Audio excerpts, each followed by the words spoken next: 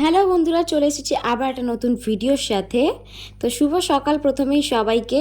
তো আজ সকালে সব ঘরের কাজ মিটিয়ে নিয়েছিলাম। আর আজ দিনটা ছিল একাদশীর দিন।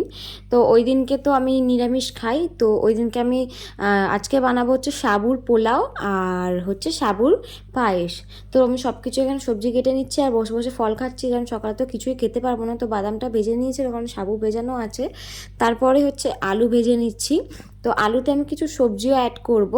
তো সবজিটাকে অ্যাড করে সবজিটা ভাজা হয়ে গেলে ওতে দিয়ে দেবো সাবুটা, দিয়ে ভালো করে নাড়াচাড়া করবো। আর একটু এরকম আঠালো টাইপের হয়ে যায় কারণ সাবু তো। তারপরে হচ্ছে একটু নুন জিরে গুঁড়ো দিয়ে এটাকে নেড়ে চেড়ে নামিয়ে নেব।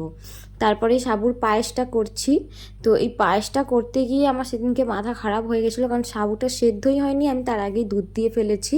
তো এটা অনেকক্ষণ থেকে করতে হচ্ছে, দেখতে পাচ্ছ গাঢ় হয়ে গেছে। আর কিছু ড্রাই ফ্রুট এখানে আমি অ্যাড করলাম।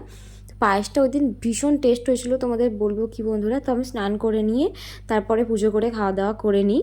তো সন্ধেবেলায় হচ্ছে তোমার দাদাভাই কাছ থেকে চলে এসে ও টিফিন করছে, আর ও আসার সময় এনেছে আমার জন্য ফুচকা।